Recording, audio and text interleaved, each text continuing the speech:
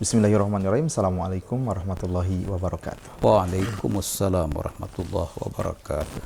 Alhamdulillahirabbil alamin. Allahumma shalli ala sayyidina Muhammadin wa ala alihi wa sahbihi ajmain.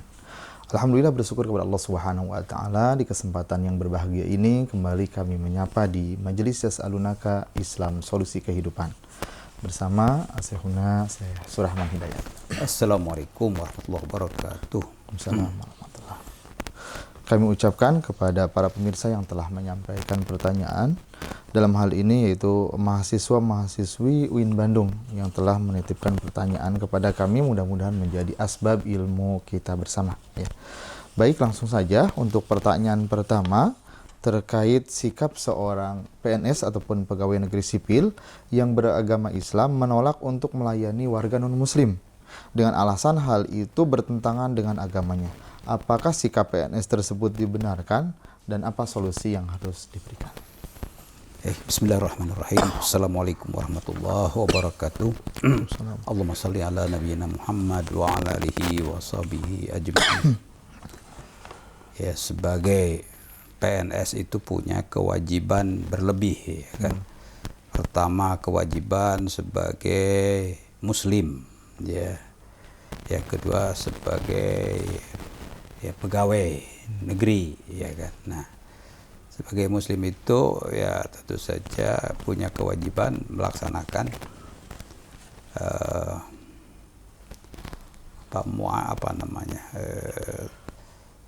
bergaul ya, bergaul ya kan. Ya, Allah berfirman bahwa Allah menciptakan manusia ini terdiri dari jenis perempuan dan laki-laki dan berkelompok-kelompok berbangsa-bangsa. Itu ditegaskan lita'arufu. Itu perintah, lita'arufu itu perintah. Jadi ada kewajiban sesama warga itu apapun ya, ta'arufu. Para ulama menjelaskannya ta'arufu itu untuk lita'awanu, bekerja sama. Kalau bekerja sama tentu saja ada aspek saling membantu. Ya kan.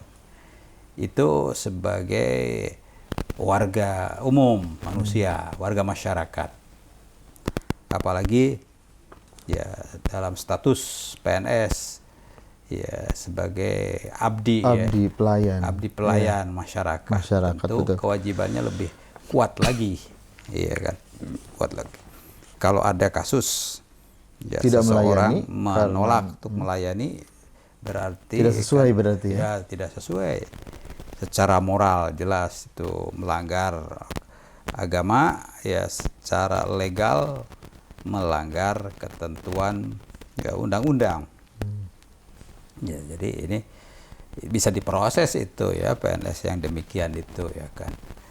Ya, apalagi sekarang orang tuh sulit ya kan mencari pekerjaan. Jadi jangan bikin gara-gara lah ya kan ya, karena hanya pendapat saja kan, itu kan pendapat selera ya kan. Itu karena tentu saja ketidaktahuan, ketidakpahaman. Makanya sebagai warga negara dalam status apapun ya harus paham ya kan, apalagi sebagai PNS ya paham wawasan tentang ke-PNS-annya itu ya kan. Nah, insya Allah dengan pemahaman itu tidak akan terjadi ya, hubungan yang tidak baik antara sesama warga, apalagi sesama pejabat pegawai baritaan begitu. Wallahu a'lam. Perlu belajar lah. Baik, terima kasih atas penjelasannya. Pertanyaan berikutnya terkait bank syariah. Ya, bank syariah belum bisa bersaing dengan bank konvensional serta peminatnya yang masih sedikit. Padahal Indonesia mayoritas muslim yang seharusnya memakai bank syariah. Apa yang harus dilakukan? Ya, masyarakat itu mayoritas muslim ya. Tidak berarti ya, kualitas kemuslimannya itu bagaimana kan. Sebab ada muslim yang ya KTP saja kan, status tidak memperhatikan ya, dan bukan muslim yang educated, yang terdidik, paham, apalagi muslim santri ya kan. paham dan memang Berusaha berwawasan mengaplikasikan. agama. Nah ini, jadi itu berarti kan PR-nya pendidikan salah satunya. para kaum muslimin ini ya harus belajar Islam kembali kan, apalagi ini terkait dengan perbankan syariah, yaitu penghasilan keuangan kan, betul. apakah dia menitip ataupun mendapatkan ya keuangan dari perbankan itu. Kalau perbankan itu ya tidak syar'i, ya tentu ya kita berinteraksi yang menggunakan itu masalah, ya kan. Padahal hampir sulit ini kalau berinteraksi itu tanpa melalui perbankan sebagai instrumen mempermudah begitu ya. Jadi kenapa berarti itu? Karena soal wawasan. Berarti harus belum kembali merata ya. setiap muslim itu menanyakan kepada dirinya apakah dia paham dengan keislamannya. Betul. Ya. Setelah paham, apakah dia melaksanakan tuntutan keislaman itu. Betul. Jadi, setiap orang harus, ya, makanya tolabul ilmi itu terus faridotun, ya kan, ya minal mahdi ilalah di sepanjang hayat itu begitu. Betul. Iya.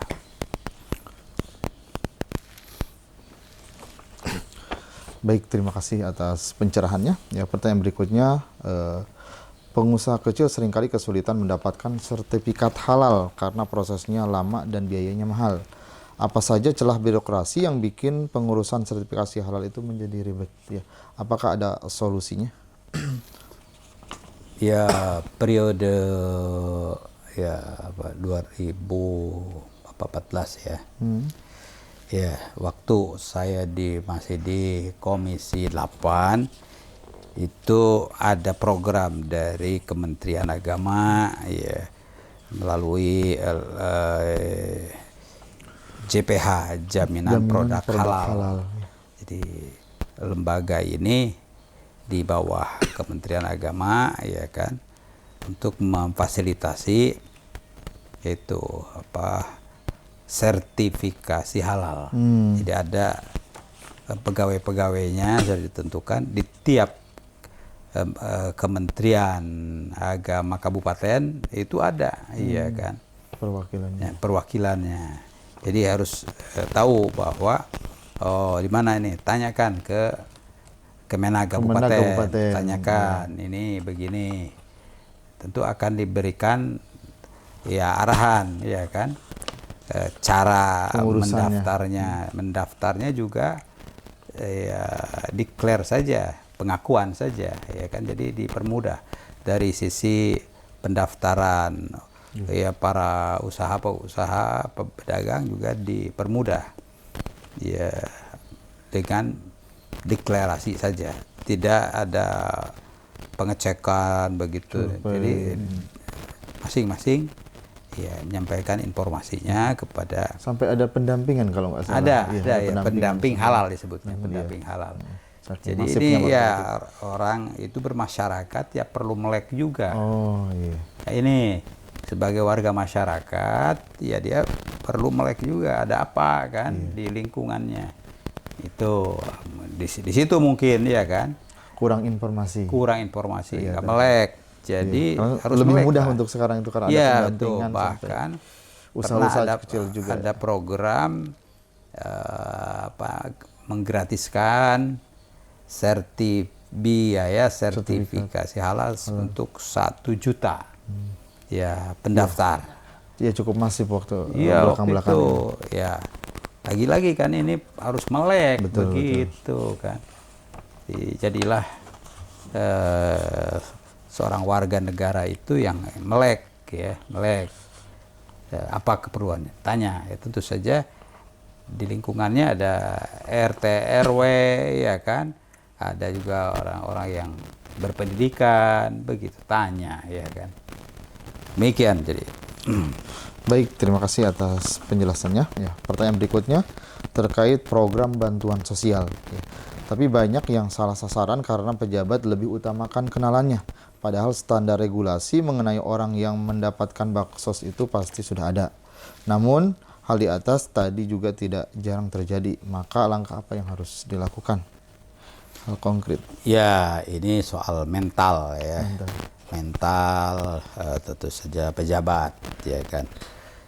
Makanya pejabat itu nanti akan dihisab oleh Allah Subhanahu wa taala lebih berat, ya kan?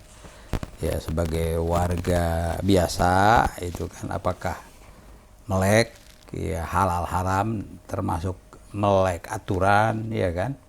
Kalau seseorang salah atau tidak melakukan sesuatu karena dia tidak melek aturan, dia salah justru, ya kan? Wah, saya tidak menggunakan jasa perbankan syariah misalnya karena tidak tahu, ya itu karena tidak melek itu ya Salah juga. itu kesalahan dan tentunya dosanya dosa ya malas lah. Malas gitu. belajar, gak mau Ya, apalagi kalau selain malas ya dia ogah gitu kan, nah, atau tidak yakin dengan ketentuan syariat, ya itu kan lebih berat, ya kan. Malah nanti di akhirat itu ya orang-orang yang disiksa itu karena tidak sholat banyak, ya, tapi karena tidak melaksanakan kewajiban tolabul ilmi, ya ta'allum dalam keislaman itu lebih banyak lagi, iya kan. Gak mau belajar. Ya, jadi apa namanya proporsi mereka yang apa jahil ya umum begitu banyak lah kan. Tapi yang jahil agama lebih banyak Lebih lagi. banyak, betul-betul. Yang termasuk kategori orang ngerti saja, yang Mengamalkan. ya yang kurang paham agama banyak. betul. Ya. Ya pejabat-pejabat saja kan banyak yang kurang paham agama. Pinter sih pinter. Nah, yang rada-rada ngerti agama tidak menjalankan banyak lagi. Jadi problem kita jadi kualitas apa sosial ya. Kita itu makanya pendidikan secara umum itu menjadi ya apa basis lah ya. Betul ya, arah pemerintah itu pendidikan. Jadi menjadi program utama itu kan pendidikan, setelah itu ke ekonomi, ke kesejahteraan, ya kan. Itu ya mudah-mudahan ya kita juga harus melek lagi kan, mengikuti apa yang ada di ya NKRI ini kan begitu. Nanti jangan sampai menyalahkan ya, seperti adanya tagar-tagar kan Indonesia gelap misalnya kan. Kabur aja. Nah, itu kabur aja itu karena ya tidak melek, ya kan. Iya, padahal dia pegang apa HP itu kan. Di HP itu informasi yang benar tersedia, ya kan. Justru ya harapan ke depan itu ya pemerintah ya beberapa kali dipidatokan oleh presiden ya dalam 5 tahun ini ya nanti ada sesuatu yang ya perubahan yang terjadi begitu kan. Begitu. Jadi bukannya apa gelap, belum terang benderang, iyalah bahwa dunia ini juga gelap, ya kan. Tapi Indonesia itu ya ada ya secercah ya sinar di mana-mana, iya kan.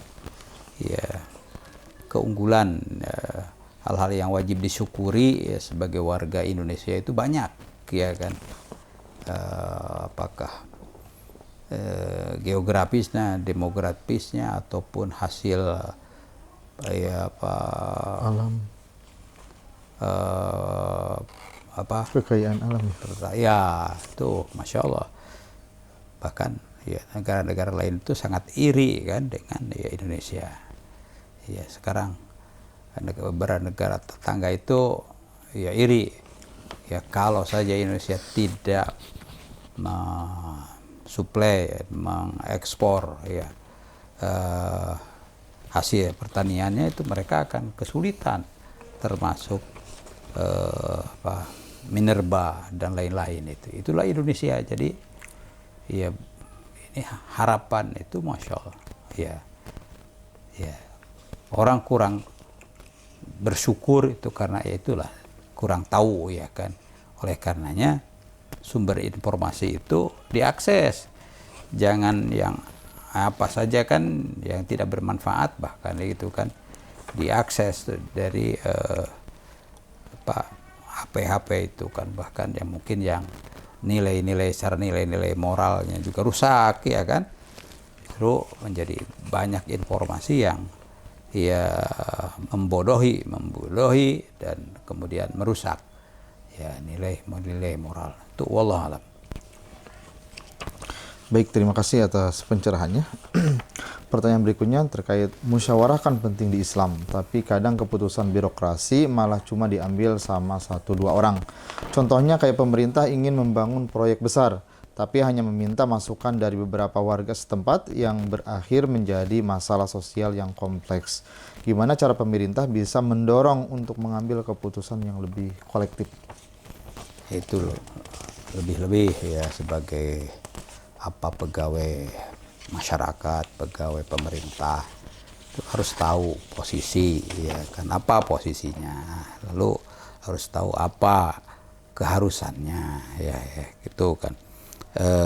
Ini soal pelayan, sebagai pelayan masyarakat. Nah ini juga kesadaran bahwa ya setiap orang itu melayani. Makanya tadi li ta'arofu, li ta'awanu, saling melayani. Ya Allah begitu perintahkan, diberikan hidup bermasyarakat ya kan, untuk saling mengenali, saling melayani. Jadi ada kewajiban melayani, apalagi ya sebagai pegawai pemerintah itu kewajiban untuk melayani itu lebih kuat lagi ya kan, sebagai guru atau sebagai apa. Nah disinilah apalagi kalau orang justru tidak melayani, justru dia melakukan pilih kasih lah ya, mestinya ya bansos ya itu disalurkan secara merata. Ini misalnya ya untuk mereka yang kenal atau memiliki kedekatan khusus. Nah itu ya itu kesalahan lebih berat ya.